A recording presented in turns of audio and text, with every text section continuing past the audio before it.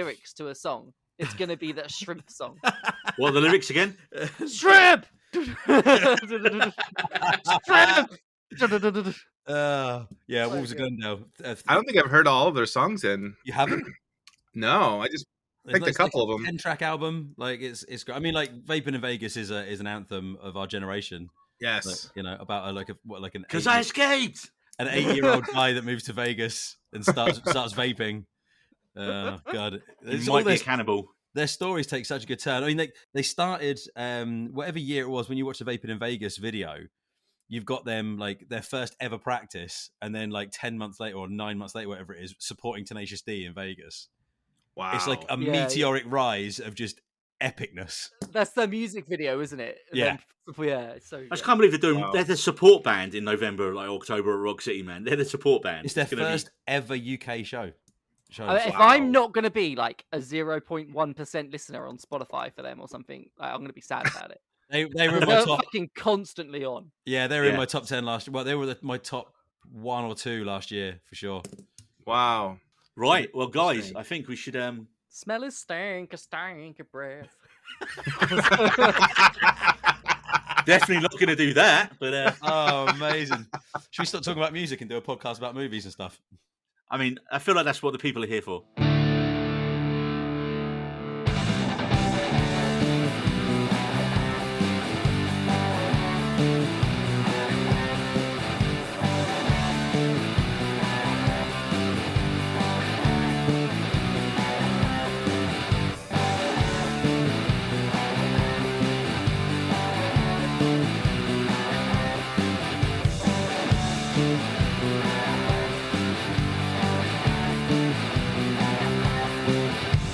Hi, and welcome to the We Need a Rose podcast. And today, I am joined by Ben. I'm not drinking a beer. You're definitely not drinking a beer. And it's not just Ben today, you are Airbender. Yes. As in Avatar, the last Airbender.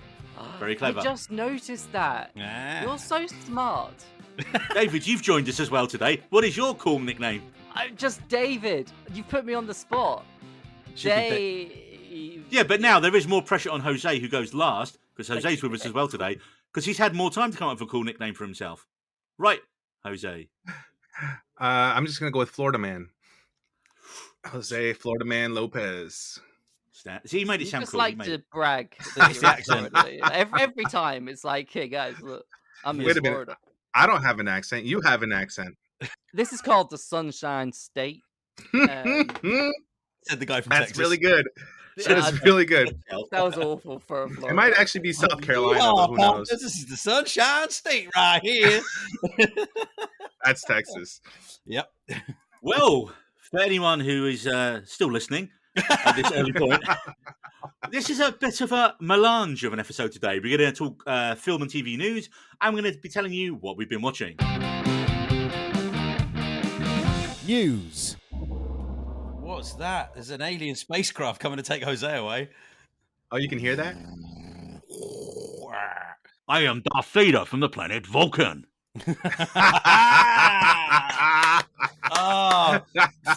First Back to Future blood drawn by Neil there. Well done. Beautiful. Beautiful. Right, so let's talk the Oscars. So, first of all, who actually cares about the Oscars? No. I kind of do. A little bit. David? I care enough to check the news the next day, but not enough to stay up and watch it. That's exactly where I am at this point. I've always said my whole idea of the Oscars is 9 out of 10 times they never reward the films of genre. They never reward horror films or fantasy or sci-fi. Generally, it's films with smaller films that don't make as much money at the box office. Not always, obviously Titanic and Lord of the Rings and that. But generally, the idea of the Oscars, I think, is to push smaller, more actor-led films that no one would see. Oh, but that won 7 Oscars. Oh, we'll go and see it then. Mm-hmm. And that's how the film industry just uses the Oscars to promote films to get more eyes on films people wouldn't normally see. But what was the biggest thing to come out of the Oscars in the last 10 years? And if you don't say the Will Smith slap, I'll be fucking amazed. They've been suffering with dwindling numbers of what people watching the Oscars over the years, and all of a sudden Will Smith goes and punches someone and now it's like the most watched thing this year. Like, come on, man! Like, Man, I hear a conspiracy theory coming on there from Hey, Airbender. it ain't a conspiracy if it's true, brother man. Well, I am going to talk a few of the categories. So first up, we have Best Actor in a Leading Role. We got Bradley Cooper for Maestro, Coleman Domingo for Rustin, Paul Giamatti for The Holdovers, Cillian Murphy for Oppenheimer, and Jeffrey Wright for American Fiction. Who do you want to win? Who do you think is going to win? Ben? I think Jeffrey Wright should win. I think that Cillian Murphy will win. David? I echo that. Yeah, Cillian Murphy will win. Jose? Cillian Murphy. I think he's a favorite, but I don't think it's locked in. Yeah, I think Bradley Cooper, Coleman Domingo, no chance in hell. Paul Giamatti, Jeffrey Wright, outsiders, but I wouldn't be sad if Giamatti won for The Holdovers because I really, really enjoyed The Holdovers. But I think it's Murphy's year. So, yeah. Best Actor in a Supporting Role, we have Sterling K. Brown from American Fiction, De Niro from Killers of the Flower Moon, Downey Jr. from Oppenheimer, Ryan Gosling from Barbie, and Mark Ruffalo from Poor Things. What do we think? Who do you want to win? Who do you think's going to win? Downey Jr. is going to win that one. I want Sterling K. Brown to win, but I think Robert Downey Jr. is going to get it. Okay, and David? Yeah, probably Downey Jr. as well, yeah. I think it's Downey Jr.'s year again, although, again, Ryan Gosling for Barbie or Mark Ruffalo for Poor Things, I wouldn't be sad about. You know? I'm going to watch Poor Things on Thursday today. That is today. I'm not going to watch it today. It's out today that I can watch it. I don't think I necessarily want Downey Jr. to win. I don't want him to miss out on an Oscar because has he got one already? No, I don't think he does. No. So, like, I think he's been nominated in the 80s. He has been nominated a shitload, isn't he? Bar De Niro, no one there's won before. Interesting. So I mean, like, they might just like it. I guess it depends on who has, bowed the lowest to the Academy and gone out for the most dinners. But like, I don't hate the idea of Robert Downey Jr. winner. He's always been a favorite actor of mine, like from like Air America days all the way through to like what he's doing now. But like, if he doesn't win, then I'd love to see Barbie get some recognition, whether it be, like a supporting actor or like just anything, because it seems to have been like snubbed a little bit by the rest of the industry. I don't know Not having its main star and director being nominated? Yeah, I believe so. Yeah. So Robert Downey Jr. was nominated for Chaplin as Best Actor in 1993, Tropic Thunder in 2009. Oh, he should have won an Oscar for that. It was fucking brilliant. And I'm surprised that was even nominated for anything. Tropic Thunder. Even though it's not. You wouldn't think Tropic Thunder is an Oscar. I think it's one of those things where they probably just submitted for fun and then they were accepted. I mean, it had some heavy hitters of the time, though, didn't it? I mean, including Tom Cruise. So I mean, Ben Stiller, yeah, Jack Black. Was it Jack Black? Yeah, Jack Black was in it. Yeah, Al Pacino. That's it. Right, that brings us on to. It doesn't actually bring us on to, but I'm just moving ahead anyway. Actress in the leading role, we got Annette Bening in Nyad, the film that hardly any of us have heard of or seen. Lily Gladstone for Killers of the Flower Moon, Sandra Hüller for Anatomy of a Fall, Carey Mulligan for Maestro, and Emma Stone for Poor Things. Ben, that's tough. It's a tough category there, isn't it? That's tough because I'd love to see Killers of the Flower Moon. Gladstone, like Lily Gladstone. Yeah, Lily Gladstone get something because that was like heartbreaking and beautiful and everything that you want it to be. And but yeah, like Poor Things. Oof. Don't know, man. I couldn't call that one. Jose. No, I'm going to agree with the sentiment that I am feeling here with you guys. I think Gladstone and Emma Frost. Why did I think Frost? Emma Stone. So you've been reading X-Men. Emma Stone and Gladstone, I think, are the two favorites for sure. I think someone with a stone in the name's going to win, is what you're saying. There we go. I think Killers of the Flower Moon is the only film I've actually seen there. So, but Emma Stone's the favorite, isn't she? And Ben's celebrating his jokes. Everybody, it's the magic of the movies. I think it's a freeway, not in a sex way, between Lily Gladstone, Sandra Hüller, and Emma Stone. Glad you mentioned that it wasn't in a sex way, because I realised I just knew your mind. Otherwise, I'd have been really confused. Yes. I agree with exactly what Ben said. I think for representation in the performance, Lily Gladstone is amazing in Killers of the Flower Moon. But Sandra Hüller was also amazing in Anatomy of a Fall. And over here in the UK at the BAFTA, she was also nominated for Best Supporting Actress for Zone of Interest as well. Carey Mulligan, Maestro, I haven't seen it because I'm not a biopics guy. But so, yeah, I think flip a coin between Lily Gladstone and Emma Stone, I think. We got actress in a supporting role, Emily Blunt for her one scene in Oppenheimer where she was angry and drunk. Danielle Brooks from The Colour Purple. America Ferrara for her monologue from Barbie. Jodie Foster for Nyad, which again, no one's seen. And Divine Joy Randolph from The Holdovers. Ben. Yeah, I mean, I would say I love your description of it being angry and drunk in Oppenheimer. It wasn't just that one scene, though, was it? She was. No, she was angry and drunk in about 2 or 3 scenes. She was angry and drunk in a handful of scenes, but that one where she's in the interview and absolutely like just shows a room full of like misogynists who's boss. I was just like, fucking yeah, I'd give her the Oscar for that, hands down for that. I like America Ferrera, and I like her scene where she had that speech, but I don't think the rest of the movie really, she did a lot of heavy carrying. I think that was a lot of other actors. So I want the Barbie movie to kind of get some recognition again, like Ben said. Emily Blunt, I like a lot. I'm a big fan. There is precedent out there for small performances winning Oscars, so I think. Judi Dench did it, didn't she? Turned up for one scene and won an Oscar. So yeah, so I feel like Emily Blunt has a lot of potential, but I think it's just that we're fans of her, so I don't really know. But I think those are my favorites. David, I'm gonna go for Divine. Have you seen that film? Holdovers, I have not, but I just don't think it's going to be. I just, for some reason, I don't know. I don't think it's going to be Emily Blunt. Yeah, I think if you so I've seen the Holdovers, and Divine Joy Randolph is superb in it. And bizarrely, she's actually the lead actress really in the film, but because it's Paul Giamatti as the lead character, she's actually the lead actress in the film. But they was like, well, she's not going to get in any of these categories, so I think putting her in supporting is a much better idea. But her performance is so much more of a lead performance than anyone else in who she's been nominated for. Wow. And she is amazing in it. She's like the heart and soul of that film. So I would she won a BAFTA for it, so I'd quite happily like to see her win the Oscar for it. I don't think she's in it. I don't think Emily Blunt's in Oppenheimer enough to warrant it. Yeah. Moving on to animated film, we have The Boy and the Heron, Elemental, Nimona, Robot Dreams, and Spider-Man Across the Spider-Verse. So that's Spider-Man Across the Spider-Verse, and we can move on, I believe. I mean, I do really like The Boy and the Heron. It's Miyazaki. You can't go wrong with Miyazaki, so you can't be angry if it did win. The amount of time as well that went into that film, like 7 years worth of work, and it was just pure art. It's proper art. I mean, I wouldn't be surprised if that won it. I think I saw one reviewer spend like 8 minutes talking about this movie in another video talking about generally the movies that came out recently. And I was like, I need to watch this movie, The Boy and the Heron. It just seems like a culmination of all his films coming together. It's a great fucking film, mate. Yeah, it's really good. Have you seen much from Studio Ghibli? No, but I've seen enough to be like, okay, I need to sit down. Every one of more. Their films basically is an event, isn't it? Yeah, it's really. Don't you cry in all of their films? Is that part of? You do. I watched My Neighbor Totoro. Fucking butchered the name there. My Neighbor Totoro. Yeah. I watched that last night. Fucking I've got to get a Ghibli film in there every now and then. Love a bit of Ghibli. Moving on to cinematography, we have El Conde, Killers of the Flower Moon, Maestro, Oppenheimer, and Poor Things. And I think it's going to be Oppenheimer, Hoyt van Hoytmeyer for Oppenheimer there. Do you think there's a chance that they're going to not give like Cillian Murphy or Robert Downey Jr. those Oscars, and then just like weight it by giving them like best cinematography, giving them all the other Oscars?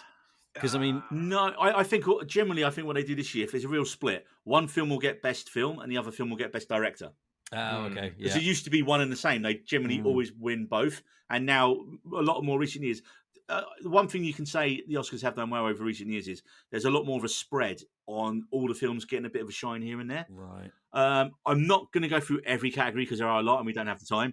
I think it's a really strong year, though, this year. I think it's a really strong year of films. Like, some years you're like, that shouldn't be nominated. Fuck that film. And then this year, like, I've seen 9 out of the 10 nominated films for best film. And the only one I haven't seen is Maestro, and I'm quite happy with most of them. They're all really good. It's a really strong field this year. I do quickly want to talk, because it's my day job, film editing. Not that I edit films, but I'm an editor. You got Anatomy of a Fall, The Holdovers, Killers of the Flower Moon, Oppenheimer, and Poor Things. Now, I think it's going to be Oppenheimer or Poor Things, because from an editing point of view, they have the more interesting, complex sequences in them. They do a lot more intercutting and, what's going on here? Whereas I think Killers of the Flower Moon, The Holdovers, and Anatomy of a Fall are very straight-ahead, normal films. So I think there's a little bit more craft on display.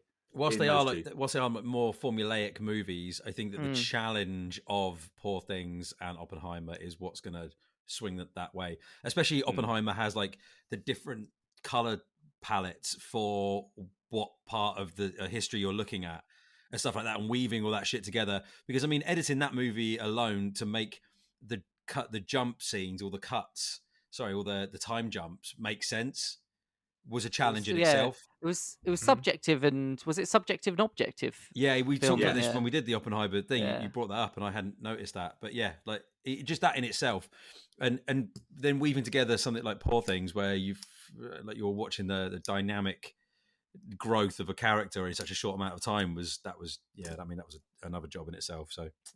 Right, so moving on to the big two, we are up to directing now, and we have Justin Triet for Anatomy of a Fall, Martin Scorsese for Killers of the Flower Moon, Christopher Nolan for Oppenheimer, Yorgos Lanthimos for Poor Things, and Jonathan Glazer for The Zone of Interest.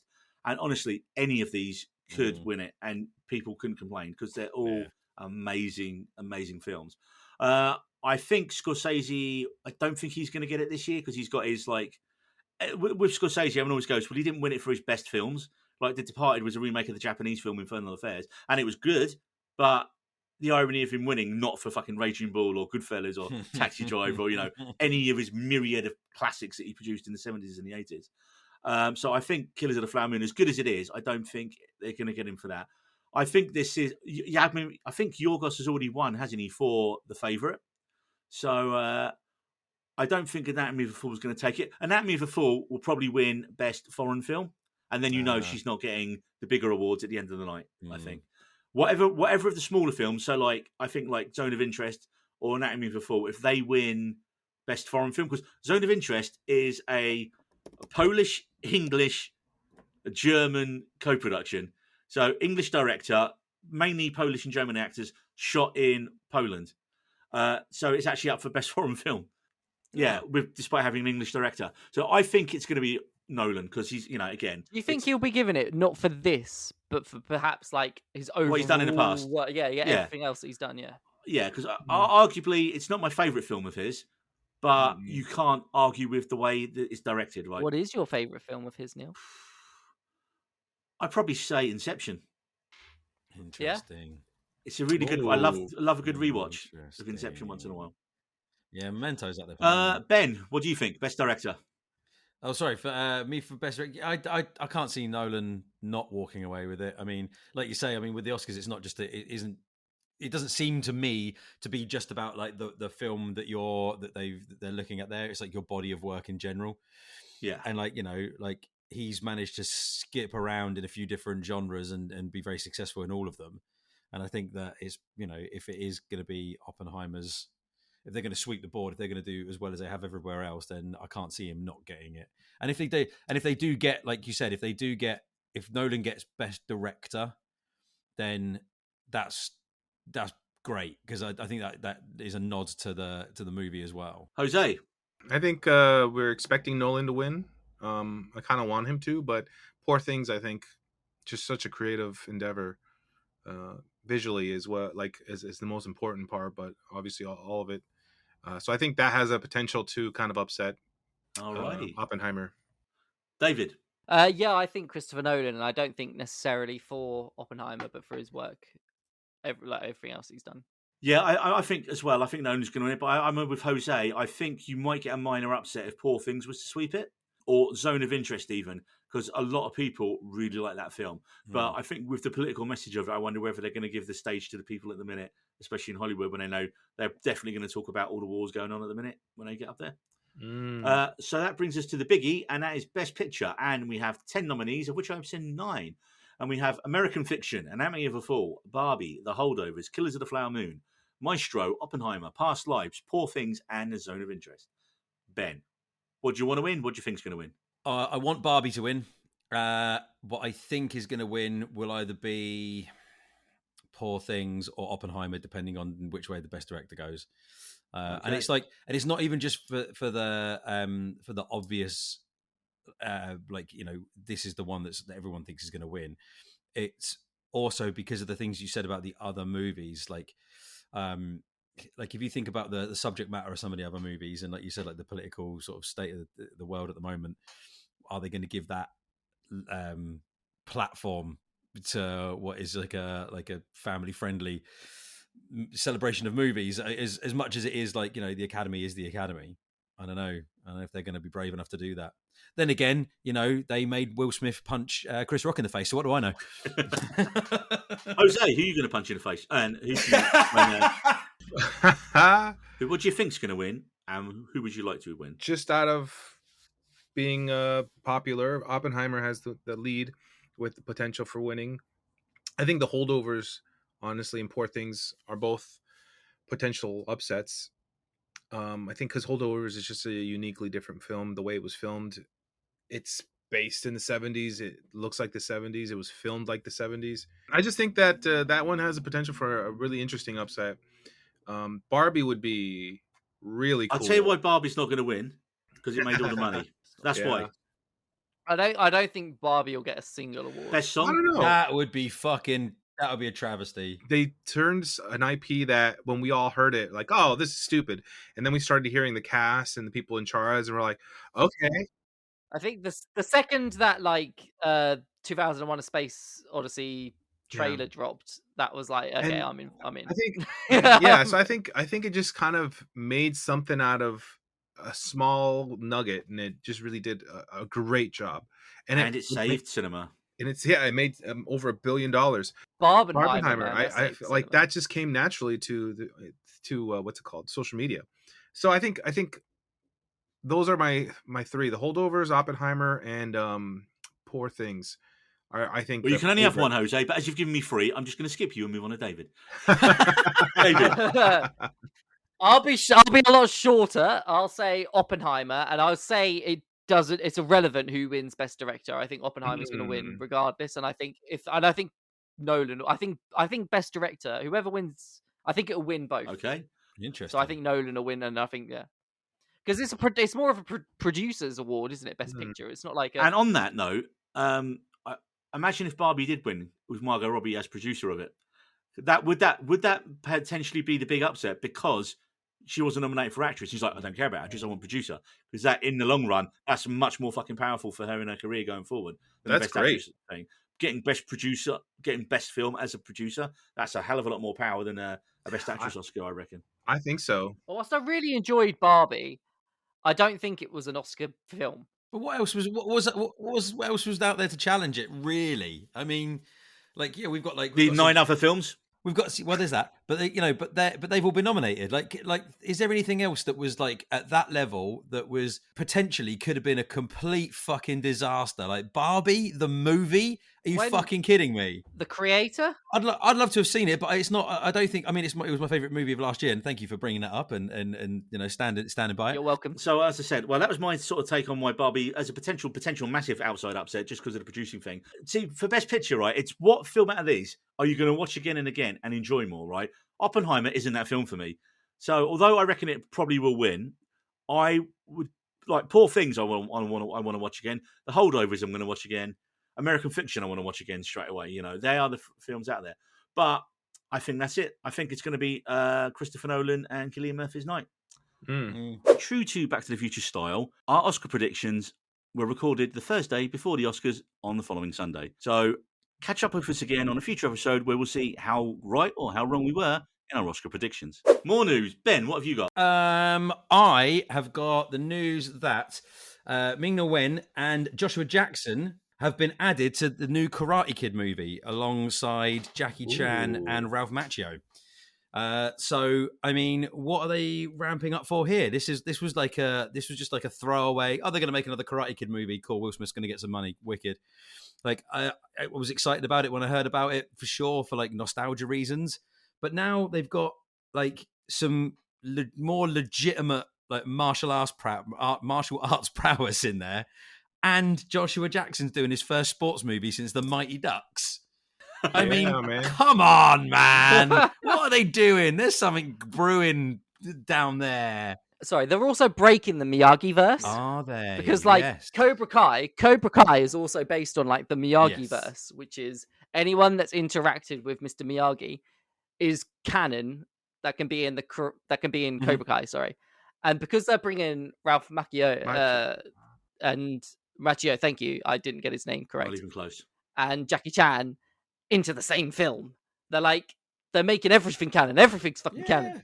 But now we got to see how it all ties together. How do they tie it all together, David? That's what it holds on for you, right? Did I get it right?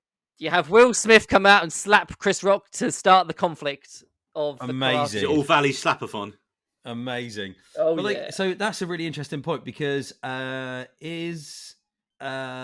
Jackie Chan in the Karate Kid movie with Jaden Smith, yes, is a kung fu teacher, not a karate teacher, which is worlds apart in martial arts.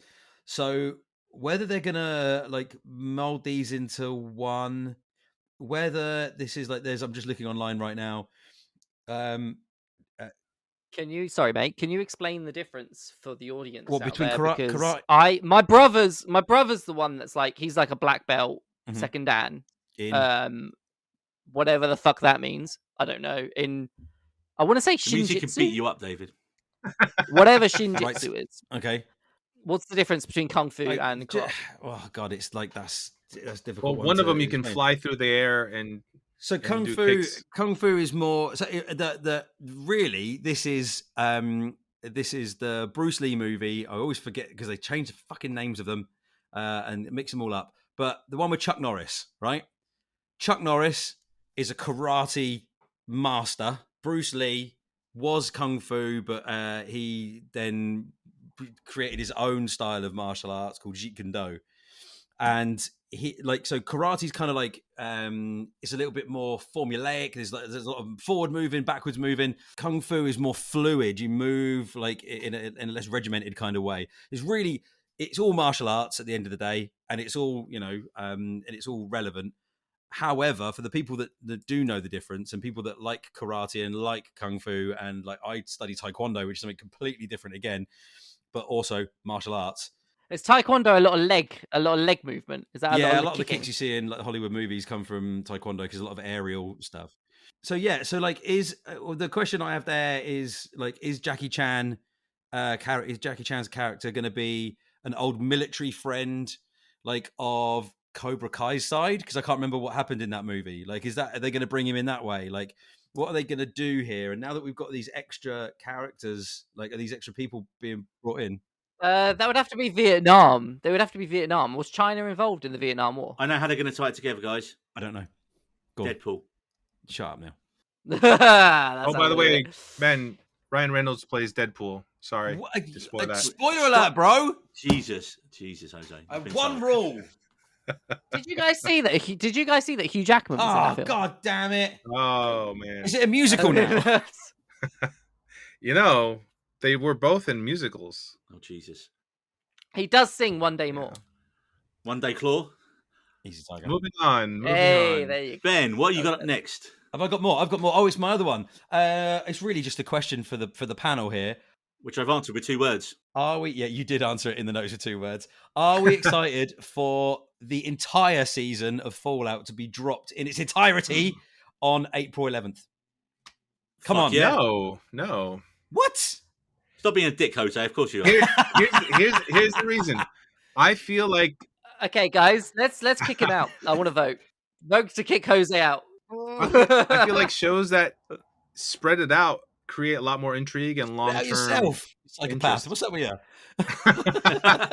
Actually, to be fair to Jose, I agree with him here. I don't actually enjoy binging shows. The second I start a thing, I want to know how it ends. I have to watch the whole fucking lot, and because of my work schedule, I can. Yeah. There's a show that we're all watching at the moment that we're all really interested in called Shogun, and the fact that I'm not able to binge that straight away. I actually am enjoying. Like, I'm looking forward to watching each episode every week. And it's going to be like a thing. Like, oh fucking hell, yeah, Shogun Day. I enjoy that. The streamers or the studios, they have more. I think they might have more faith in the show if they have it week to week, because that shows you they think there's going to be more time and effort spent on social media and that water cooler moment where every week everyone has to talk about the show and find out what's going on with it. Whereas Fallout, I mean, it's got a great pedigree of people working on it behind the scenes, as we've spoke about before. But fuck, if it's all dropping on the one day, I don't care, man. I'm happy. I'm there. I'll be in the vault all day, man. No, I get it. I think it'll be a fun show, and I don't. The other thing is I don't know the lore, so I'm be fresh into it. The main plot line of the games isn't too deep. It's just basically loads of different like post-apocalyptic factions, and you work your way through them. And so it's perfect for an adaptation. There's no one central. Where something like Halo or The Last of Us, well, probably Last of Us is the best example, where you've got a really well-written narrative that people want to see recreated on screen. It's more the world that people want to see a Fallout, and just playing it. Just do what you want to make your own thing from that. I have no evidence to prove this, but the Netflix were just buying up the licenses for entire series, just dropping them on the platform that people had already seen, and then noticing that people would sit there and watch 10 episodes in a row. So I guess they went, well, if we make a series of our own, if we just put the whole lot up there, is it going to be more popular if we just drop the lot as a new series? Which they did. And then this whole thing took off, which I fucking love, personally, about like dropping the entire of a series all at once. Because I don't buy a book to like read it, like, you know, chapter at a time, you know. Stephen King did that with Green Mile, didn't he? By week. Yeah, good for him. Well done. And guess what I did? Watch the fucking movie. If I read a book, I kind of want to read it, you know, cover to cover as quickly as I possibly can before I forget bits of it and, you know, fuck it up for myself. I wish I could. I literally wish I could do that. Yeah, no, I was about to say that's exactly what I've been doing with a book that I read about 500 pages in 2 days on, called Empire of the Damned. It's a sequel to a book called Empire of the Vampire, and it is amazing. David, you will love it because it's basically Game of Thrones with vampires.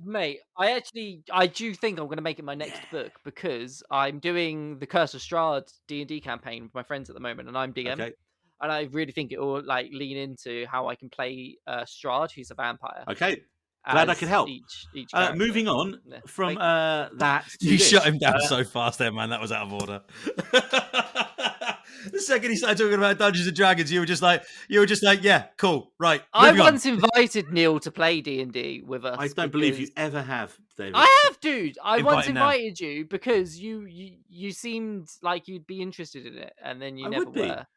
In the words of Homer Simpson, nerd. That's a bit harsh, Jose. Cruel. So cool. Hey, man. I'm on a podcast talking about movies. We're all nerds. You were my favorite. Speaking of nerds are going to be upset with the first images from an upcoming film remake of a classic 90s film, and that film, which film? The Crow. Now they've been have you seen him? So it's Bill Skarsgård, right? Good choice. Have you seen the images of Bill Skarsgård as the new Crow? I saw one where he's really thin and full of tats, like a Joker from. Yep, Joker-like, for fuck's sake. Fucking terrible. Twitter comment on his look, and it was Skarsgård as Matthew Illard as Jared Leto's Joker in The Crow. And it was just exactly what he looked like. He looks like Matthew Illard in like all of his younger shit, playing Jared Leto's Joker in The Crow. It was perfect. I mean, so bad. I mean, like Rupert Sanders is a decent director. Like he's done a. Oh no, he's not. Ghost in the Shell. What were you going to say he'd done? I thought he'd done some of the Planet of the Apes films, the newer ones, which Ben hates. But anyway, they were objectively good films. I mean, he did Snow White and the Huntsman. That was good. That was okay. Ghost enjoyable. in the Shell wasn't, and he did direct an episode or two of Foundation, which is amazing. So Ghost in the Shell was a hard movie, man. Like I don't think like that is like such a fucking manga epic that like he was brave to even take that fucking thing on. Like the Crow remake, guys. So yay or nay? No, absolutely not. I will fight you. Like the Crow is one of like taekwondo. Don't do it. The Crow was like, I don't know, like I feel like it's one of the untouchable movies because not only was it like it was plagued with problems. Like you know, Brandon Lee died on set. Like he got fucking shot by a misloaded gun. It like, and my friend told me about how that happened the other day. He said there was like 2 different types of cartridges. One of them went off in the gun. They switched it out. Didn't clean the barrel properly, and noticed that the casing had dislodged and got stuck in the barrel of the gun. So when they put another fake round in, the barrel pressure forced that case out and sent it into him like a projectile. it was a real bad fucking accident when we lost like an incredible, like, you know, martial artist and actor. Like, for me, that makes it a little bit untouchable, right? Like, that's bad. And then they put together a movie around it that was fucking brilliant, regardless of having to almost rewrite it completely because they had to redo the ending and everything. Oh, and how good was the bad guy in it? I forget the gravelly voiced dude. Is it as untouchable as like a Back to the Future remake? No. For me, it is. For me, Here's the thing is, very much. Ben, you forget to admit that there's 3 other movies after this. No, there aren't, though. The Crow City of Angels, The Crow Salvation, The Crow Wicked Prayer. Yeah, and they're all pants. Exactly. So they don't exist like the 4th Indiana Jones movie doesn't exist. They skipped number 4 and went straight to number 5. Are you which bad guy are you talking about, Neil? Because you've got was his name Dollar? Top Dollar. Michael Wincott. Michael Wincott. Michael Winslow. Michael Wincott, not Winslow. Not the guy from. That would have been a whole different film. Here's the thing: is I think that with those 3 bad sequels, that this could potentially be a decent redo of the movie, and I think Bill Skarsgård is honestly a decent actor, and the looks wrong. I'd like to revisit David's idea about throwing you off the podcast. Dude, the Skarsgård family are so fucking talented. I'm glad you said podcast. I thought you were going to say bridge. But I mean, out a window. It's also like in The Crow. Throw you out of Florida. Get out of there. I mean, I might need to get out of here. It's not a potential. It's the look of the film and why they're doing it. It's like with the original Crow, I don't think it would have been as big a hit if it hadn't been for Brandon Lee sadly passing during that. Yes, agreed. That is part of the appeal of the film. Otherwise, it would have been like this mid to low budget, cool action film, but it wouldn't have had the same level of attention. Yeah, it would have been a cult like hit, and it wouldn't have been anywhere near as big as it was, and because it was because it was what was it, Bruce Lee's son that died. It was it was one of the first films to use CGI to finish the performance. Yes, as well. And also, again, one personal thing with me always, the soundtrack to that film was amazing. It had like all the best rock and metal bands at the time on it. There's no way you're going to replicate that with modern day music, I don't think, because rock and metal is just not as popular. So God knows what he's going to be listening to in the film. You know, the benefit that it has, I suppose, is that it doesn't have to be modern day rock and metal. It's got literally the fucking catalogue of every rock and metal that's happened from now. Yeah, but when it came out, it was a lot of modern. It was modern stuff in '94. Like it had Pantera. It had the music's a big thing for me, and I just don't know. I mean, you had Rage Against the Machine, you had Stone Temple Pilots, you had Pantera. I don't know if Jose can see that, but that's the picture that I've seen. I'm looking at it honestly, and I've seen that before. And I mean, it's yes, I think we've been sullied by Suicide Squad and that Joker. I think that why copy that look, man? The Crow is fairly simple. To be fair, he doesn't have deranged or damaged or whatever the fuck it is written on his forehead. Someone tweeted this online. No, but if he turns around, he's probably got car tattooed on the back of his fucking head. And on that note, the one thing that should have happened to this remake is what Michael Wincott said when he stabs a guy in the throat in the original Crow. Oh, for fuck's sake, die already! And then he shot him. Oh, nice. Wow. This is where it's going to be. Sorry, this is where The Crow is going to be like the fucking best fucking show film. Sorry, the best film. It's yeah. not. I'm going to be eating my words, aren't I? I honestly think it has a lot of potential. I'm not saying it's going to be the greatest film, but I think it's going to be more fun than we expect. I think the people making it don't understand what made it popular, and that's where it's going to go wrong. I don't think that Jose understands that movie was not fun. The negative really dark and horrible, man. Now, like it's going to be the biggest issue that it's got is that it's going into it with negative. Energy, you know. So, last up in news today, we're going to talk Liam Neeson is Leslie Nielsen in a Naked Gun reboot. Say that 3 times fast. Liam Neeson is Leslie Nielsen. Liam Neeson is Leslie Nielsen. Liam Neeson is Leslie Nielsen. Oh, well done. Frank Drebin. Playing Frank Drebin in a Naked Gun reboot. Apparently brought to us, I'm not sure whether he's directing or just producing, Seth MacFarlane. Oh, producing. Yeah. So I reckon it's probably going to be directed from someone from the Family Guy or American Dad like universe that he's worked with before. He's definitely going to, if he's producing, he's definitely going to pick someone from that. Now, it's the only reason this godless, terrible idea happening is because Liam Neeson sounds a little bit like Leslie Nielsen. And when whoever was doing way too much cocaine somewhere thought, their name sounds a lot like, yeah, it does, man. Right, let's make it. Yeah, Leslie Nielsen is Liam Neeson. Leslie Nielsen is Liam Fucking man, Neeson. fucking sign the check right now. He's still. Do you think that's how they pitched it to him? I reckon that's how it happened. That would be amazing. I honestly reckon that's Liam, why it's happening. Liam, we've got a pitch for you. And then obviously he's going to do everything in his Taken voice. He's like, yeah, give me the pitch. Here's the thing is, I think Liam Neeson's perfect because I saw an article where he talked about this is going to do. He's basically been playing this. Well, yeah, he said he's going to do two things. He's either going to start a new path for his career, or is he going to dive and crash and burn? And I think looking at he's crashed and burned a lot of films recently. No, maybe. But like, if you look at Leslie Nielsen, he was a very serious actor up until the Naked Gun movies, and then he just took off being a comedic actor. Yeah, and he was quite old even to start off with.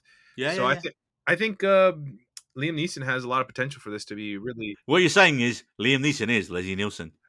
It just makes me want to watch those fucking films again more than anything. Don't. I tried to watch them again recently, and they do not stand up well, man. Like that is. Do they not? They don't. I mean, like Airplane does, but like.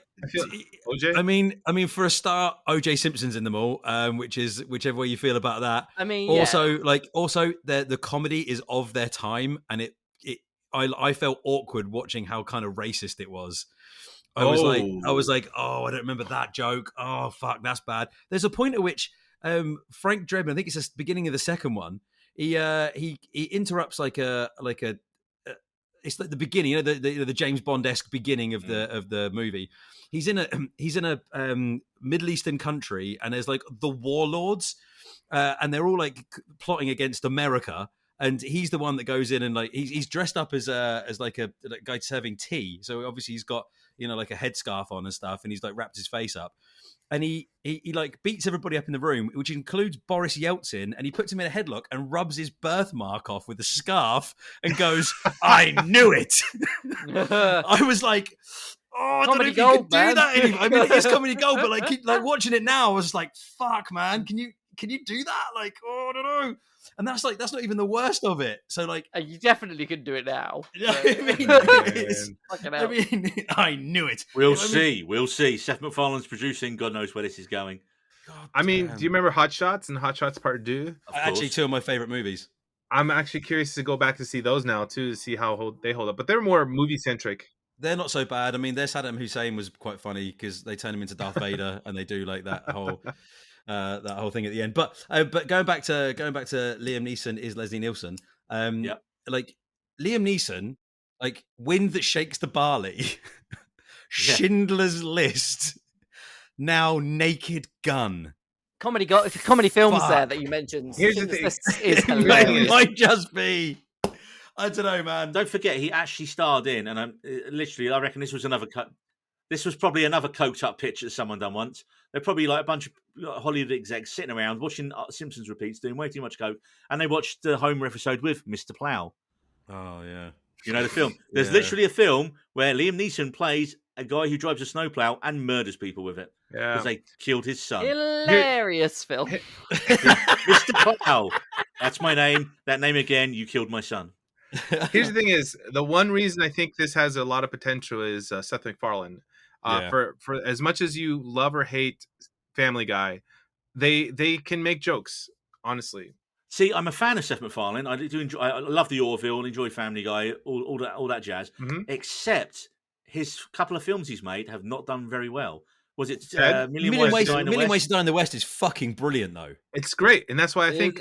It's going to be a good film too. Yeah. Yeah. I mean, it does have Christopher Lloyd in it. Funny. Yeah. It has Liam Neeson. He comes out the time machine. Leslie Nielsen.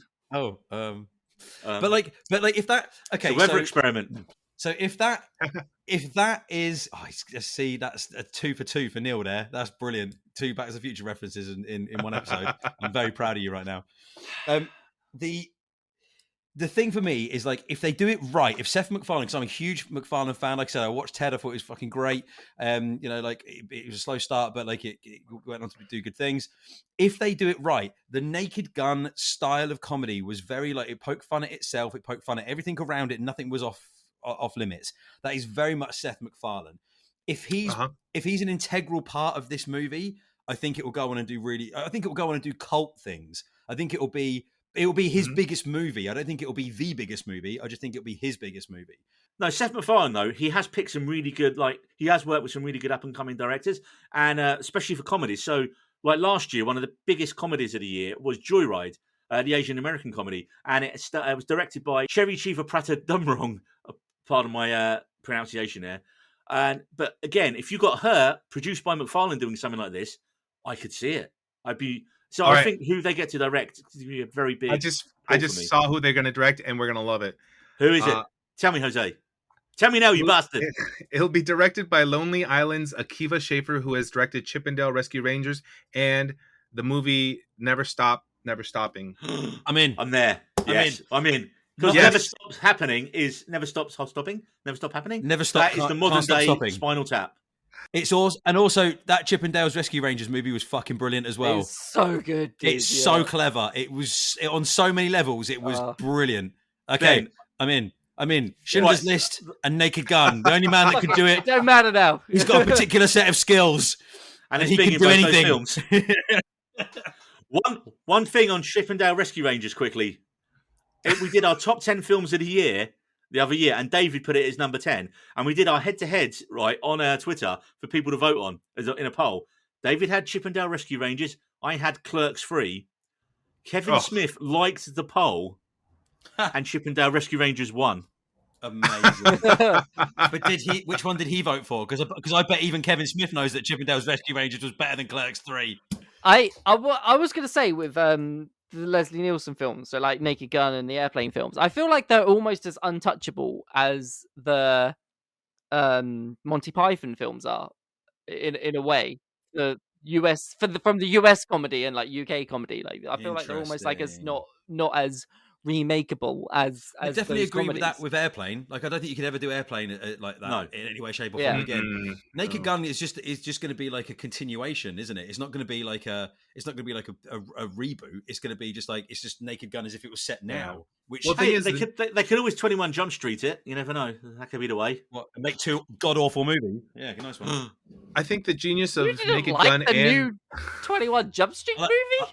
The first one was all right. The second one, Sorry, my voice went really high then. Ben, I'm getting very disappointed. You're off the pod. Oh, we've all been kicked. We're all getting kicked off the pod. What's going on? Here's the thing: is Naked Gun and Hot Shots are both movies that make fun of movies of their time. So I think we're going to be seeing smart spoofs of everything after 2000. Be nice. We'll see. Yeah. Jury's out on this one. I'm more optimistic than I am for The Crow. And gentlemen, I believe that rounds us up on news this week. So coming up, we're going to be talking what we've been watching recently. What to watch? First up, things I've been watching since our last pod. I ended up finishing off Mr. and Mrs. Smith. And I really liked it in the end. And as we said last time, thanks to Ben's telling us, watch it as a relationship show, not an action show. And don't worry about it getting too close to the film. That's exactly... And I'm really jazzed to see the next series now. I've also started the first 2 episodes of Constellation, a new sci-fi show on Apple with Nomi Rapace and Mike Ehrmantraut, Jonathan Banks in it, who also was in Airplane, which we were just talking about briefly. Now, I've watched the first 2 episodes of this, and I cannot tell where the story is going. It's part gravity, part, well, wait, aren't you in space? How are you back on land? And it's got a smidge of Event Horizon in it so far. And it's definitely got just a little smidge. Just like, no horror gore orgies, but just the odd severed hand floating around here and there.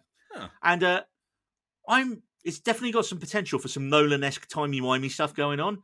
Other reviews have said stay with it because at the moment one of the other pods I listened to, and they said if you stay with it where you finally get to the episode where they reveal what is going on, it's really worth the journey. And I'm not at that point yet, but I am still engaged in it. But you do have to concentrate to watch it because you're just like, what is going on? The whole way time you're watching, like, why? Basically, Nomi Rapace plays this astronaut who's on the International Space Station. There's a bit of an accident occurs, and they have to evacuate back down to Earth. A bit of an accident. I just allow me to jump in there because I feel like a bit of an accident at home is like I spilt the cereal. What's a bit of an accident on an International Space Station? You all die horribly in the cold vacuum of space, but because someone spilt the cereal. Maybe. I'm not going to provide spoilers. Okay. But if you want a bit of hard sci-fi, hashtag hard sci-fi on Apple, then Constellation's really worth a watch. And it's got Mike from Breaking Bad in it. I've also now finished True Detective Season 5, which I enjoyed its homages to The Thing. And it really, even in the finale, it walked the line of being, is it supernatural or can we explain it rationally? The whole cast was superb in it. Jodie Foster and Callie Rice really shone. And, it was world champion boxer Callie Rice's only her third acting role. And she goes toe-to-toe. Really? Yeah, and she's going toe-to-toe with one of the greats of all time in Jodie Foster in almost every scene they share together. Again, Foster was brilliant as the sweary chief detective Liz Danvers. And this show has been such a hit for HBO since the previous seasons not being so well, since the first. Season 4 showrunner Issa Lopez is coming back for Season 5. But of course, it's an anthology show, right? So that means it's going to be a brand new story and a brand new cast, unless they break with tradition. We don't know yet. Interesting. Do you think they would? No, I don't think they do. I think Season 5 ends the story. There's no more story to tell there. So, or if you did, you'd be like, why? Just no. I think give her own idea. Let her do what she wants, because she clearly proved it with... originally as well, she said what she'd written that ended up being Season 4 of True Detective. And I might be wrong on this, but I might not be wrong, so I'm not sure. So people tell me if I'm wrong. She'd written it as a series, and then they said, great, make it into a series of True Detective. And she did. And really fucking well. Yeah, I've just finished this as well. Like, and it was outstanding. I went into it a bit cold because like the last seasons haven't been. That's because it's set in Alaska. Like 3. Unintended. Oh, that's why I didn't have a good jacket. Exactly. Season 3 wasn't great. Like, hands up if you've been to Alaska. Oh, is that all 3 of us? 3 out of the 4 of us? No, no, I've David not didn't been, go. Mate. Yeah, I was given the option of going to Alaska for an extended 2 months, and then I he killed that turned it guy, down, and they just made a TV show about it. and I ate his toes like Reese's. Nice. Is it Reese's or is it Reese's? Either way, I ate a man. Oh Jesus! This podcast should be sponsored by the Wolves of Glendale. This is what have I done? You've made the world a better place, Ben. You've made it a better place. Anyway, well, they have. I just spread the word. Anyway, back to True Detective.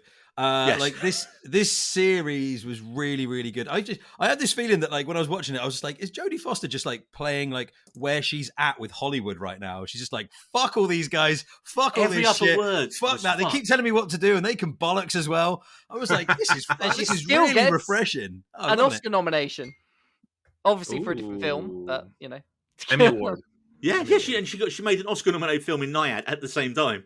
God damn! I mean, mad She's skills. just one of the greatest, man. One of the greatest, Jodie A Foster. powerhouse. Now, another show I want to talk about that I think has bypassed us that came out in January, and I watched it and I just didn't get around to talking about it till now, and that is Boy Doesn't Kill Universe, Boy Swallows Universe. And this is a 7-part Netflix series based on a best-selling book by the most Australian-sounding author of all time, Trent Dalton. Cunt McCuntyson. Oh, sorry. I beg your pardon? I said Cunt McCuntyson because cunt That is also quite Australian. That is quite Australian. Is that another Prime Minister at the minute? Quite Australian fan too. No. And the premise for the show is, in a room below his house in 1980s Brisbane, Australia, just in case people weren't sure it said that on Wikipedia, Eli Bell answers a red telephone and begins a journey that will break his heart before ending it. Now, I wasn't too who throws a shoe? I wasn't too those shoes, sure. man. I wasn't sure where this show was going when I first started watching it, because on the surface, it seems a bit like an 80s Aussie crime drama about a family that keeps getting brought up in their stepdad's criminal enterprises, and yet most of the story is told from the two brothers' point of view.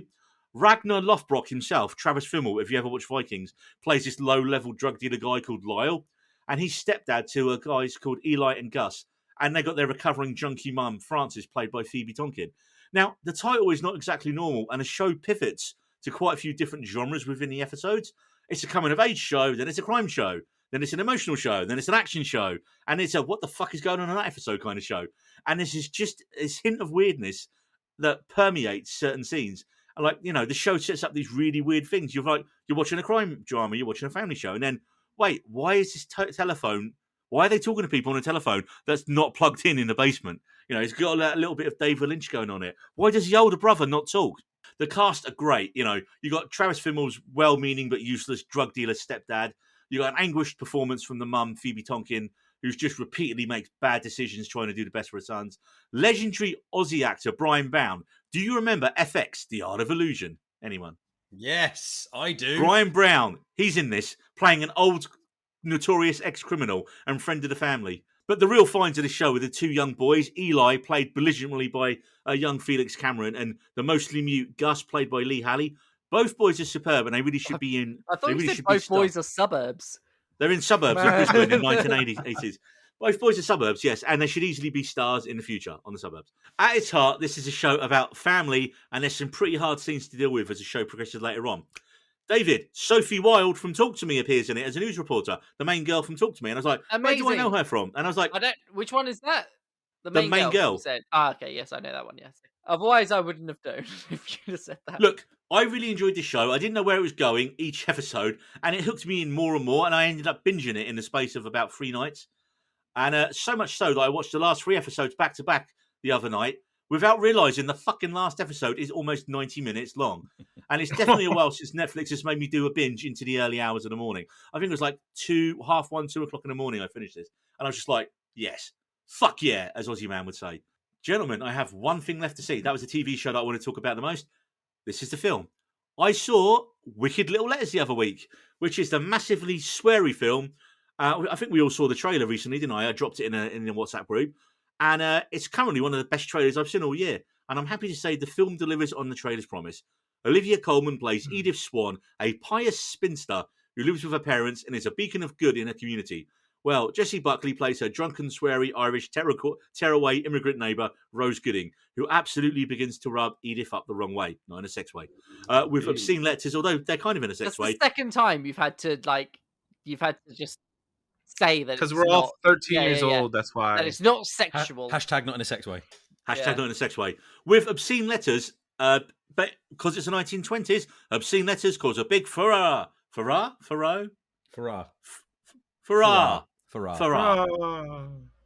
In the community. And because it's the 1920s, what do? They blame the Irish immigrant and she gets accused and sentenced to jail. One of the cops, PC Gladys Moss, played brilliantly by Anjana Vasan, she seeks to prove Rose's innocence despite her being a female inspector in the 1920s and largely ignored by the rest of the police.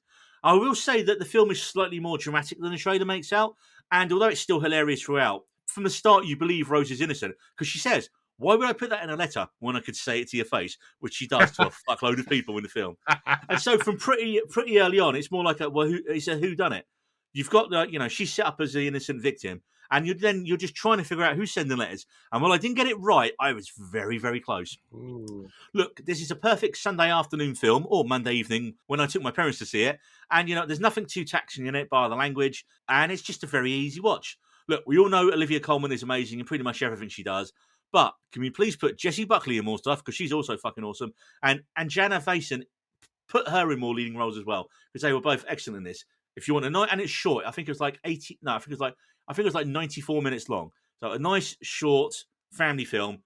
If your family likes loads of swearing. Where did you find out about this movie? Because it's not on any radar anywhere. It's been in the cinema for the last 2 weeks. It was a trailer dropped in the group.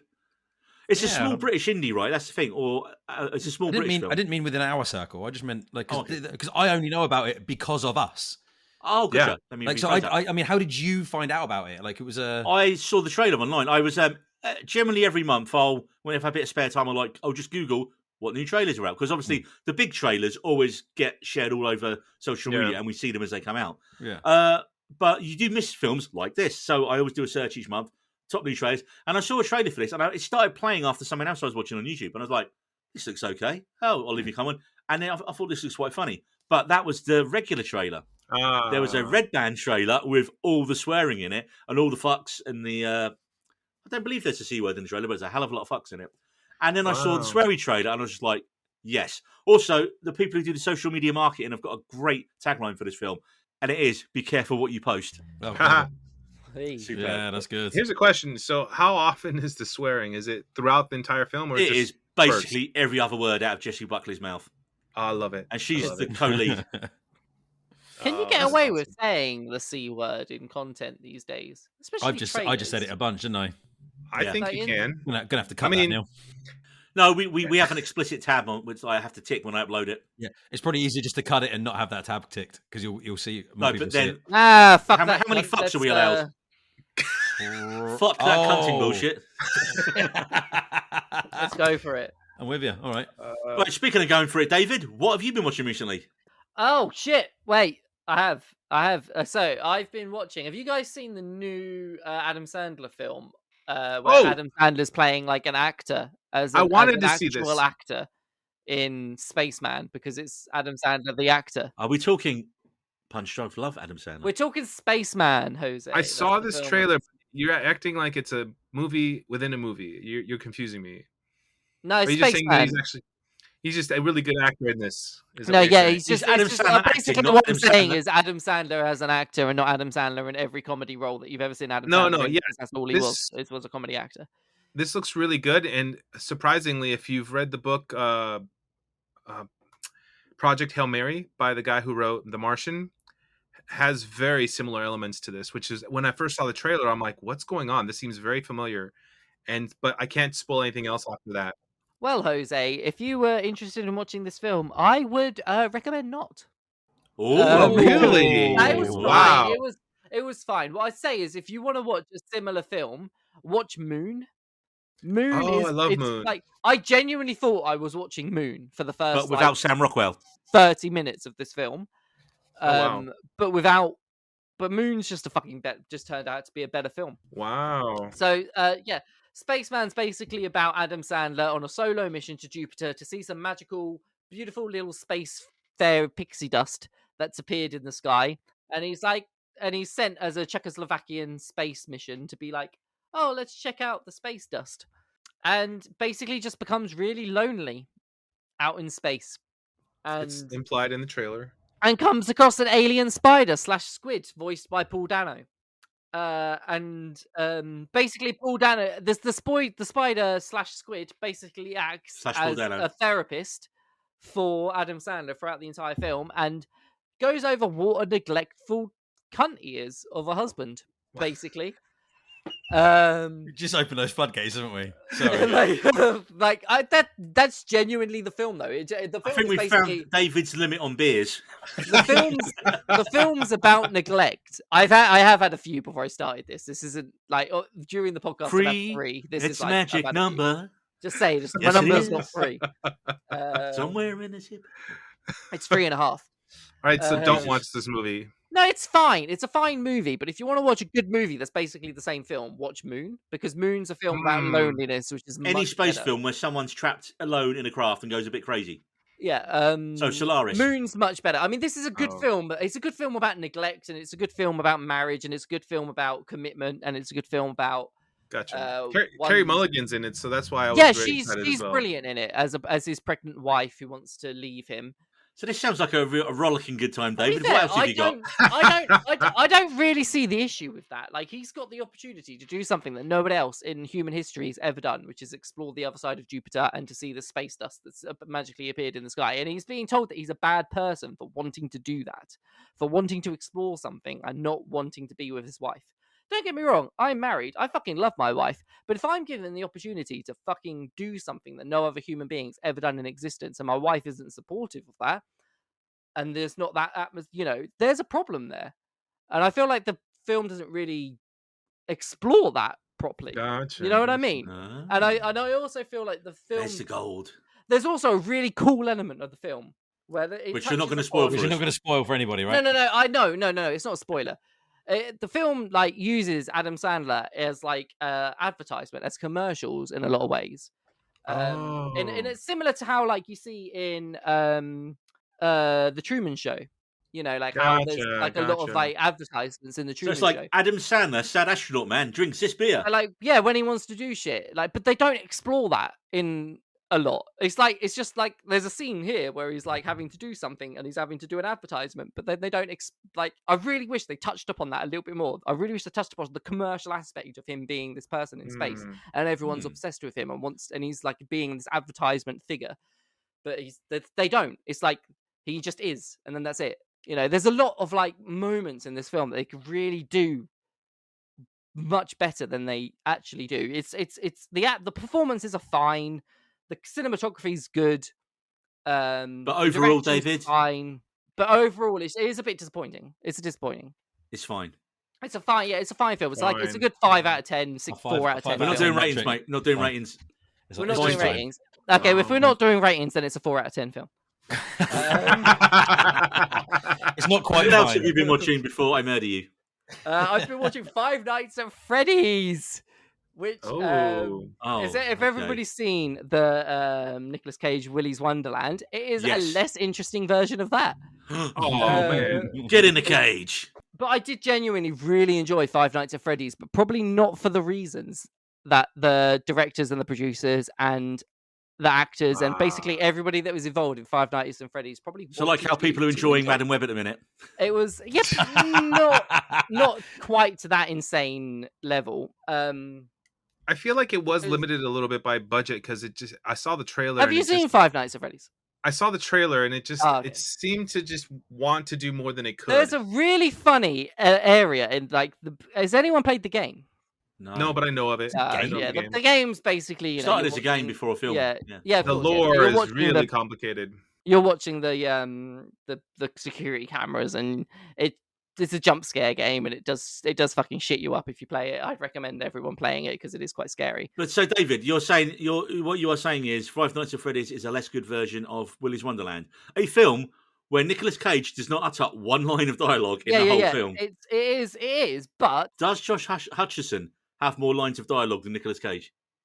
or he says a word, so yes. Okay. Aren't they making a second one? Isn't there like a rumbling that there's a second? Well, it made a lot. coming? It made a lot of money for Yeah. costing not a lot. Josh Hutchinson saying something about it being the possibility of a second one or something like that. Well, I mean, he needs to work. I mean, like he's sitting Josh on all that. Hutcherson, man. Like, I mean, He's sitting on all that Mockingjay money, should- isn't he? yeah, I mean, yeah, he doesn't have he to was work. a tree guy. I don't think he's that What? bad of an actor, to be fair. I don't know. Do you know what? I thought he was the worst thing in the Hunger Games. I thought he was absolutely fucking terrible. But then I watched him in Future Man, and I fucking loved Future Man. Oh, season Future Yeah. Man was brilliant. What is it? Here's the It thing John- is- turned off a bit towards the end, but he was so on. He so knew that that's what his character was. Yeah. You know, that was a complete inversion of his public persona, where he's just the crap guy. Is this like as this is something that you've watched? Like, are you recommended it to watch to our hordes of listeners and your cohorts here on the podcast? It would Or- be or- fun to watch if you're drunk, you want to take the piss out of something, or if you want to get high and just fucking take the piss out of a film. Party fodder. I'm with you. Yeah. From party fodder to party Jose. Jose, what have you been watching? All right, so I almost forgot to mention this earlier. I watched the movie Dumb Money on Netflix. Oh, Paul Dano again. Yeah, so it kind of comes around nicely. It's a really good little movie about the whole GameStop stocks situation. Jose, explain the GameStop situation to people who might not be familiar with it.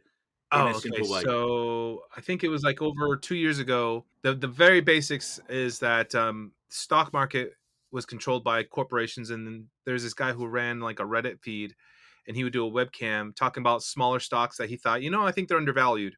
And then he picked GameStop as one of them, and he invested a good amount of money, and then other people started to do the same, and it got some traction to the point where in the way that stocks and work, if it keeps going up and it doesn't come down, other people lose money, and these other people were billionaires, like literal billionaires, and it gained so much notoriety that it made the news. It made a lot of money for a lot of people in a sense that they were holding on to stocks that were worth like thousands, hundreds of thousands of dollars. And then, things happen in the movie. I can't give it away if you want to watch it, but I think it's really interesting take on the whole situation that explains everything very well. Yeah. I mean, this has got a great cast. You've got Pete Davidson in it playing his brother, who Yeah. actually is not too annoying in it. He's actually really good in this. He's perfect. Well, what I like is the film jumps between all these different characters. America Ferrara, she's in this as well, Yes, playing yes. a nurse who gets into the stocks. And what is everyone's kind of playing this big game of chicken, like, oh, do we stick with it and like pay off our student loans? Do we stick with it or pay off our house? Like, how there's a bit in the trailer where it cuts between the hedge fund bosses, and I love this. How's this for some against type casting?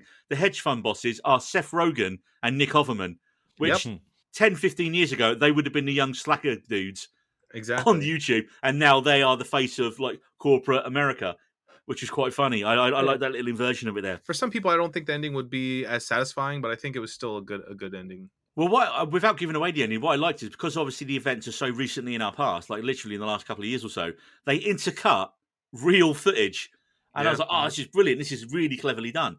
But it was it did that thing like The Big Short did. It took a really complicated, or not as complicated as The Big Short, but it took a complicated financial issue and tried to explain it, and shows how, the little man's always trying to fight the rigged system, man. I think The Big Short was a very good comparison. Very, very similar.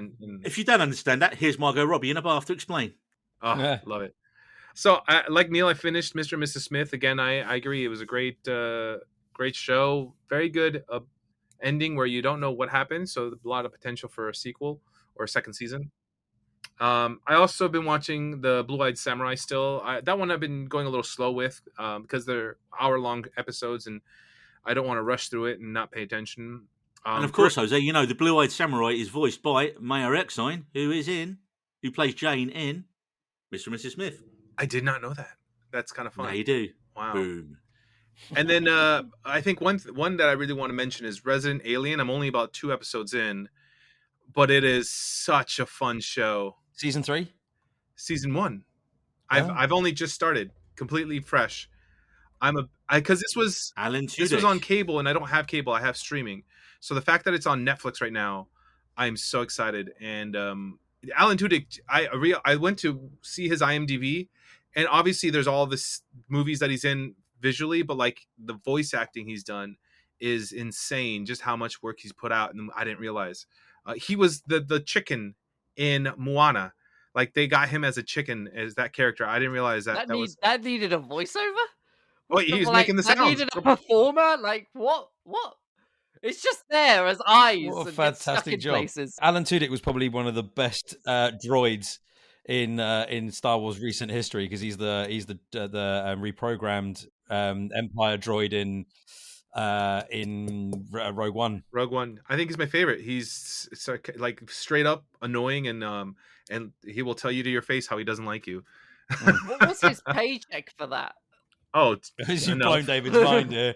Like, David's brain is swimming in alcohol right now, and he's like, "What? That chicken didn't have any fucking lines. What did you pay someone for? You could have got a chicken for free, you dumb fucks. What are you doing wrong? Hollywood, I'll fix you. My name's David. Give me a crate of beer, and I'll sort it out." I can fucking say I am Groot. You know what I mean? Like, yeah, but can you do it with the gravitas on stilts like the man Diesel? Yeah, I am Groot. Nah, I don't think you got it, David. Give me the money. Couple more beers, mate. You'll be all right. Right. So basically, Resident Alien is a show celebrating how great Alan Tudyk is. Now, like most people, was the first time you saw Alan Tudyk? Fucking Firefly. Wow. Firefly. Resident Alien is one of the things that I'm watching right now. And yes, and I'm on season 3. And interestingly enough, Alan Tudyk is one of my favorite actors, just because of the myriad of stuff that he's done, especially the chicken in Moana, David.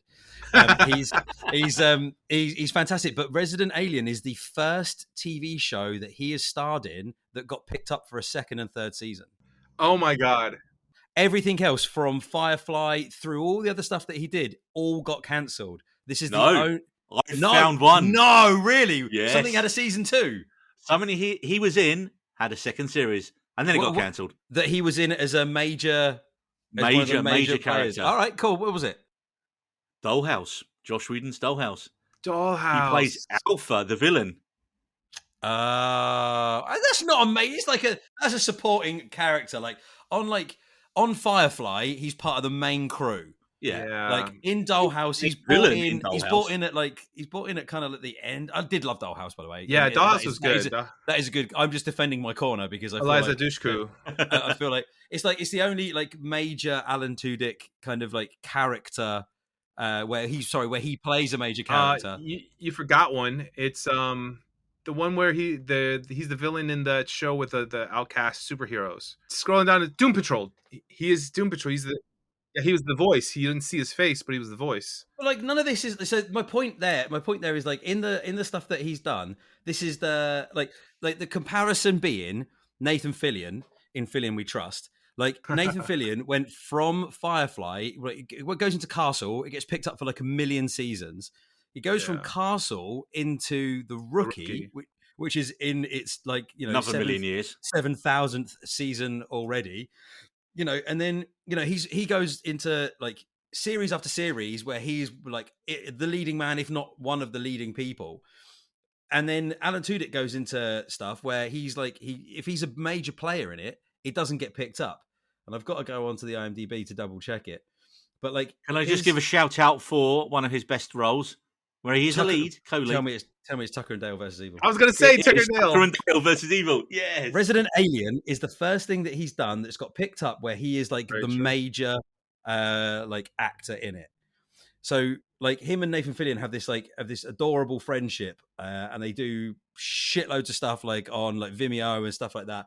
They did a Vimeo series, an online series called Con Man, which was one of the only things that I actually bought, where they basically played fake versions of themselves, where like Fillion was like the successful actor that's gone on after they did this like this like cancelled sci-fi show. Alan Tudyk's character is surviving by going to like Comic-Cons and stuff. I've seen it all. Yeah, I remember this, man.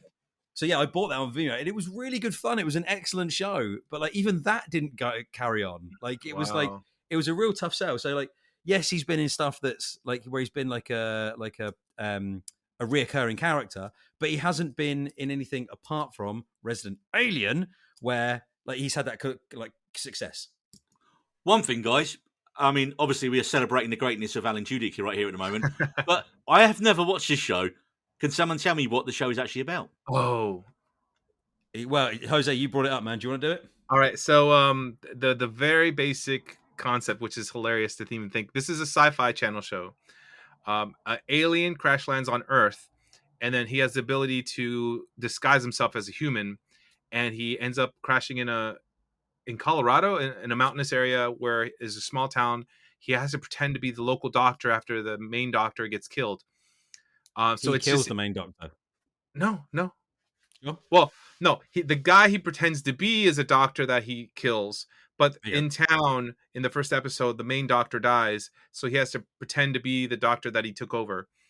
If that makes sense. But he has the ability to shapeshift. But there's one little boy who can see his real version of him, and that's just part of the beginning. I saw it on Sky. Sky had it on like HBO. Sky Comedy, maybe still. Maybe so Sky Comedy, something like no Sci-Fi Channel, Sky Sci-Fi or whatever that's. That one. Okay, I'll have a look for it. But it's very funny. It's very like it like his idea. Like it's not really a spoiler, but the reason that he's an alien, he's actually been sent to Earth to wipe out humanity. Okay, I didn't want to say that, but yes. So no, but that is part of the plot of series one. You find that out like straight away. And it's about how he has like zero social skills, and how he has to pretend to be this doctor in a small community that's like in a goldfish bowl. So everybody is constantly like coming across him and interacting with him. So it's harder for him to, hide who he is. He's trying to stay low key, but because he's thrust into the town, and the funny thing is, I just think Coneheads. Oh, honestly, it's pretty similar, but a little darker, I think. So this is a recommendation then, Jose. I highly recommend. If you like Alan Tudyk, you're gonna love this show. Awesome. He plays an awesome, awkward alien. Alliteration there. So Ben, what have you been watching? I've been watching. So I'm in a rare period of like unemployment. Very little work. Not unemployment because I'm self-employed, so technically, but a bit of both. But I've had a lot of time off recently, so I've been watching many things. I'm on Halo Season 2, Resident Alien we just talked about. I'm watching The Rookie. I've got the show on Amazon Prime called Wolf Like Me, which I've just discovered, which is really good. Season 2 just dropped. I'd seen season 1, Isla Fisher. I've also been carried on watching The Bad Batch, which is dropping obviously weekly to my frustration on Disney Plus, which is still very good. I'm watching Shogun as well, which is phenomenal. I've just finished True Detective like Neil, and I've exactly the same kind of opinions on it as Neil has. And I'm also watching the completely made up stories or adventures of Dick Turpin. Yes, which I'm going to start with because it's kind of lame.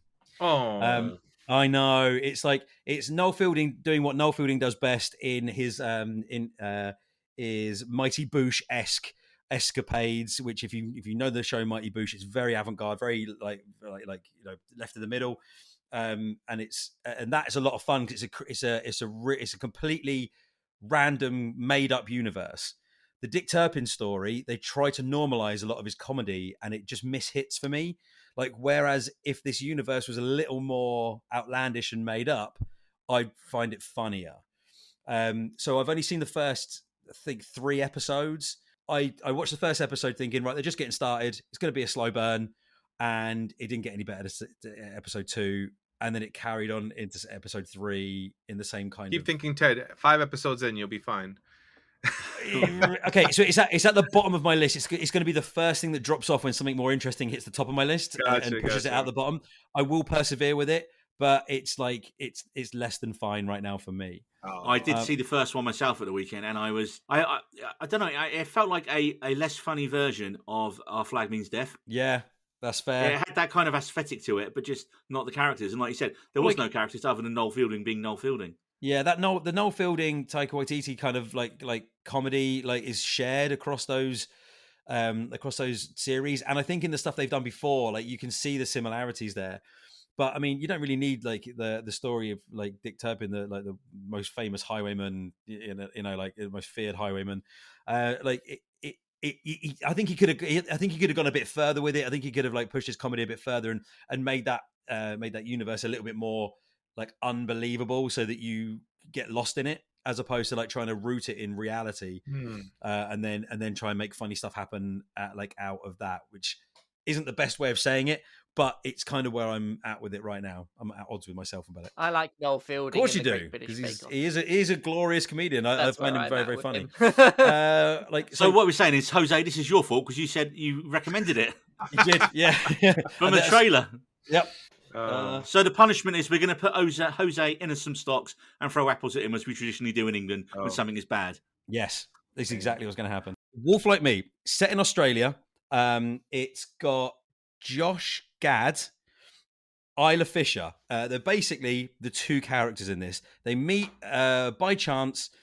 Josh Gad is a single parent looking after... Josh Gad is the Olaf bloke, right? The bloke that does Olaf. Yeah. Okay. So, he's looking after his daughter, who's having a tough time since her mum died.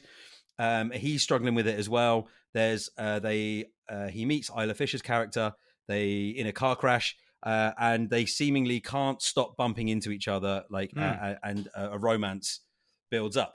But Isla Fisher is always running off and is scared to commit. And I'd tell you something, there's better chemistry between those 2 characters than anything I've seen in recent history. And it feels very genuine, because, if you compare types, you wouldn't think Josh Gad and an Isla Fisher would go together, but it works. It's fucking great. And the fact that Isla Fisher's character starts to care for his daughter. Anyway, she starts running off, and you don't know why, although it's called Wolf Like Me, so you pretty much quite quickly go, oh, she's a fucking werewolf. Which she is. But it's in the title of the show. Spoiler alert, she is, but it is in the title of the show. I mean, to be fair, I've mentioned 3 people, and it could have been any of those 3 could have been the werewolf. But the idea is they film it really cleverly. This isn't really a spoiler, but she doesn't turn into a werewolf. You don't see her as a werewolf and for fucking ages. And it's just about them growing this relationship and this werewolf being a problem that they have to work around. If if he was to ever find out about it, what would that mean for, what danger does it put the kid in and all this other stuff. And season 1 was fucking brilliant. And I found it recently, went through however 8 episodes really quickly. And season 2 just dropped. So I just watched that as well. And it's more of the same. It's brilliantly written. It's excellently shot. It's really gritty and shot really well. And it feels like you're really in their relationship at times.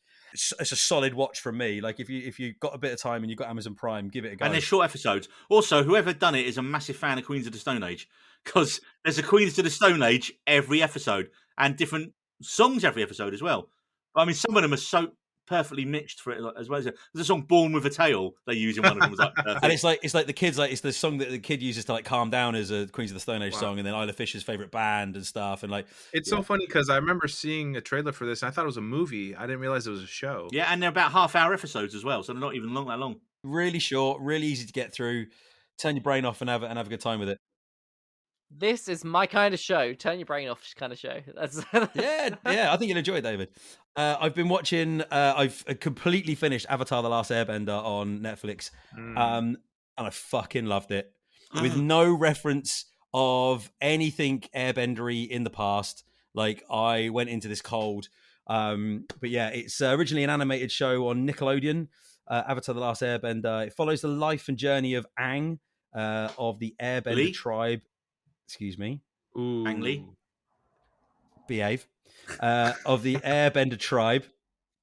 And he's the newly crowned or discovered Avatar, which is in a world where people are either regular old humans or a bender, no jokes, with the ability to control one of the 4 elements: earth, water, fire, and air.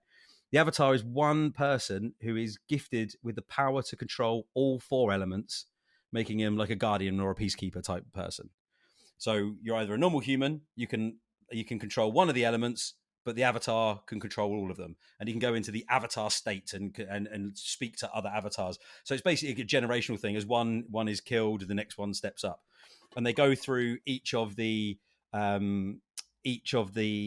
elements gets an avatar. So when the Earth Avatar dies, the next Avatar will be a water bender, and then when the water bender dies, it'll be a fire bender, and when the fire bender dies, it goes on to the air.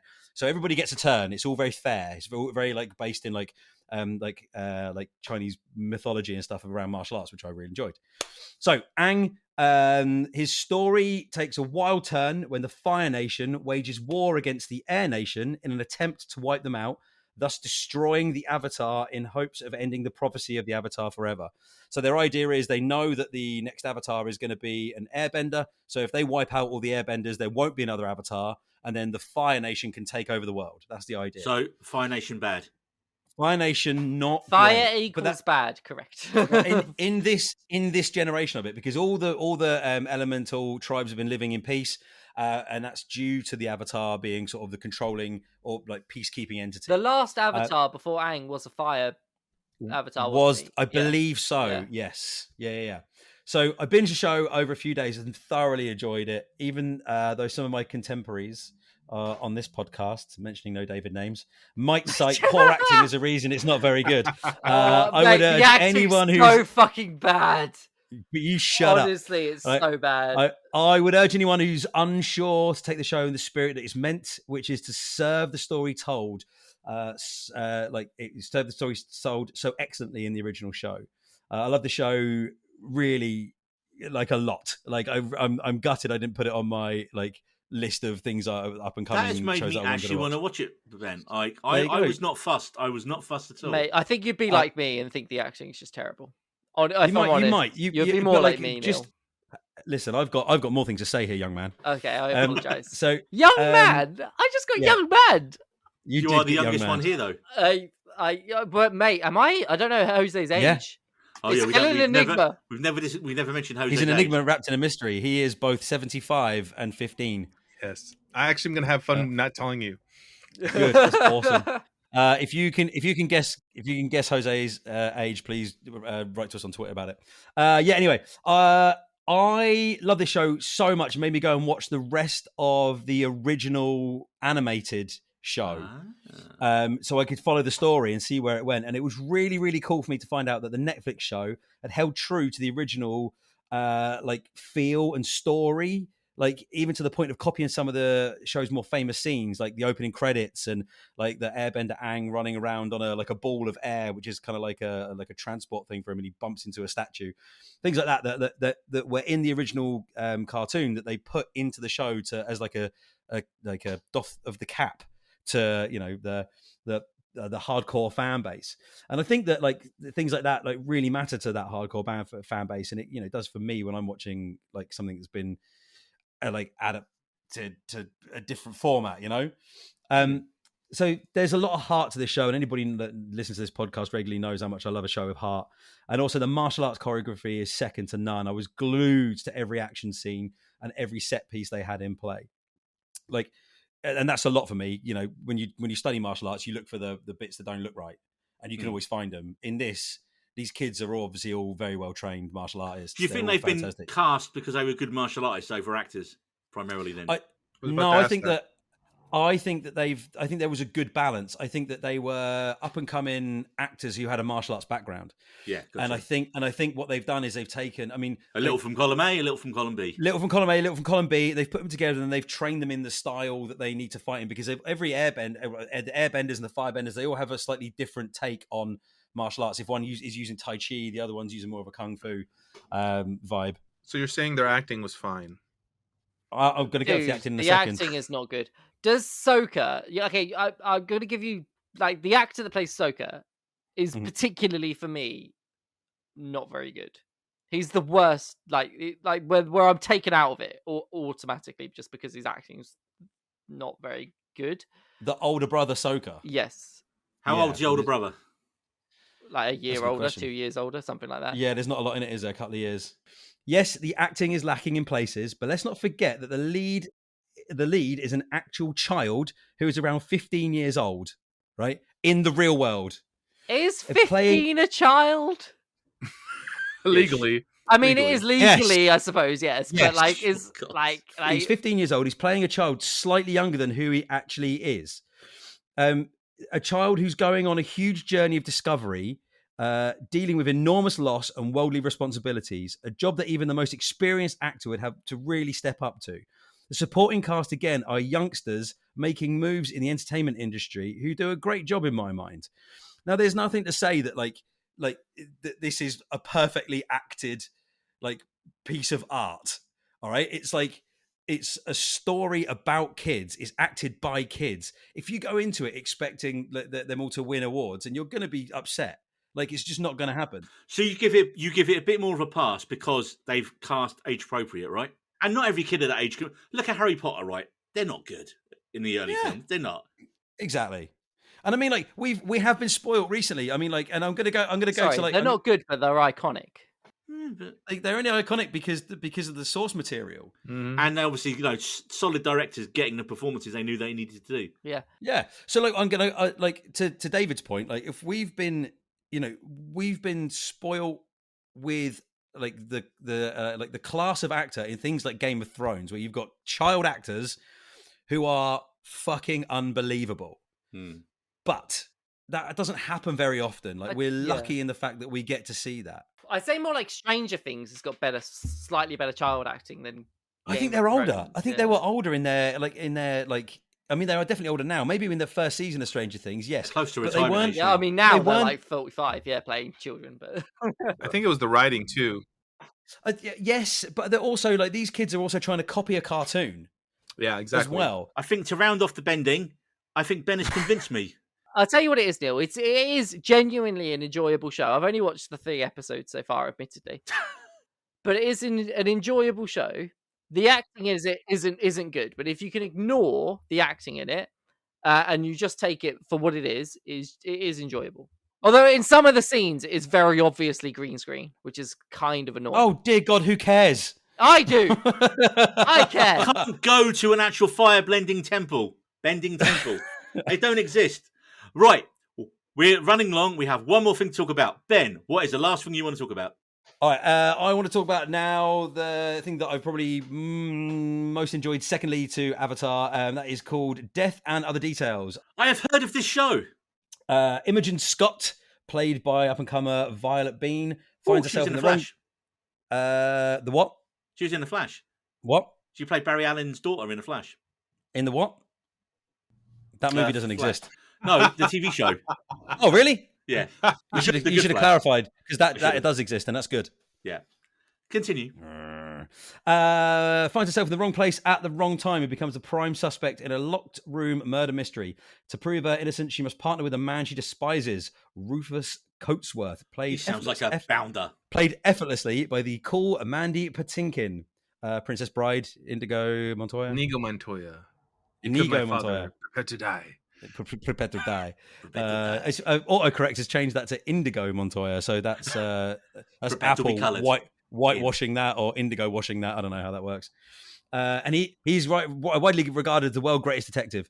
I found this to be a stylish and suave whodunit based on a cruise ship in the Mediterranean Sea. Ben, How would you not know about this show? Well, based on a cruise ship? Because it's literally just dropped. All of it's come out on Disney Plus. It's very cool.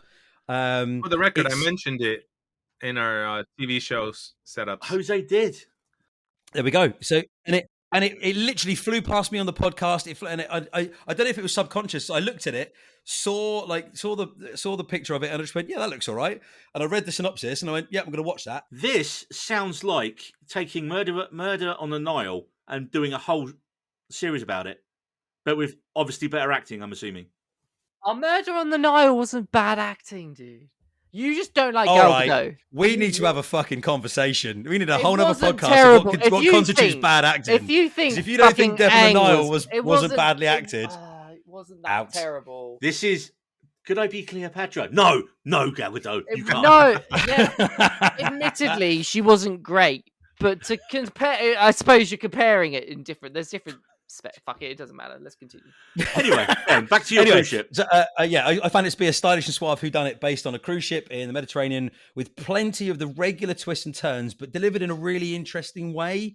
Like, for instance, Imogen puts herself in the shoes of the people that she's interviewing or talking to, and then visualizes their interactions. She takes on their persona, kind of like a Sherlock. Walks through. Kind of like Sherlock, but I think just done a little bit better. Like it's they've simplified it and made it really cool, and I really liked it. It's really funny because every chance they get, the narrator is telling us the watcher or reader, as they say it, to pay attention to all the details, and that coincidences are just unsorted clues.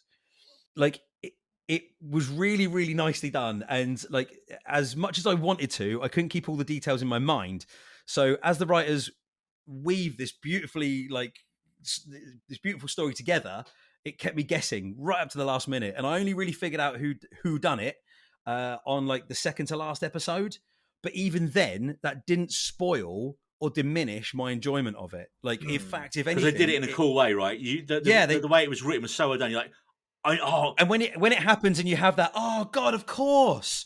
Like you kind of go, oh yeah, of course, of course. Yeah. It doesn't make you go, oh, I'm dumb because I didn't get it. It makes you feel. Sorry, did you work it out on the reveal, or did you? No, I worked it out before. Okay, did it ruin the reveal for you? Not at all. Okay, not at all, because there's a. I'm not going to say. I'm not going to say anything about it, but the reveal is really clever. Like, it's really good. But like I loved it. I tripped over this on Disney Plus. Disney Plus's Star channel over here, which nice. I believe is Hulu in the States. I think it's the same. Well, thing. A lot of stuff that you watch on Disney over there is on Hulu over here. Right. Well, that's probably the place you're going to find it in the States. Awesome. Hulu. Okay. Good to know. It had a bit of a slow start. Like I say this about a lot of things recently, but it really did. The first episode was a little bit of a slow burn, but it ramps up quickly. But the glitz of it all and the kind of like the beautiful people and the incredible vistas and stuff, you're just like, I'll give it a watch. And half an hour into it, I'm done. I'm in. It's great. Mate, it's set on a cruise ship. I have to watch it. It's like a rule. Of course. Wait, it is a small cruise ship or a large cruise ship? Watch it. Wait, Neil, you worked on a cruise ship? You've never mentioned this before. It's a medium-sized, privately contracted cruise ship. Okay. So lots of rooms. Lots of rooms, yeah. I mean, the fact all three out of the four of us worked for the same company. Hey! Give it up for that Sea Witch. Wait, hold on. The Sea Witch. Give it up for the Sea Witch. That's literally the logo. Oh, yeah, the Sea Witch, man. Although there was some hags. No, stop. Ooh. Anyway, right. I believe that rounds us to an end on this podcast. Ben, I'd like to thank you for coming. It was my absolute pleasure. David, it's time at the bar. You need to get going. My friend, they're bringing in the last orders. I gotta go. And Jose, how are you spending the rest of your day? Because it's only the middle of the day there. I do have things to do, so I will get them done. And I need to sleep, or possibly edit this. I might sleep first. It's a lot. It's a lot. See you next time, folks.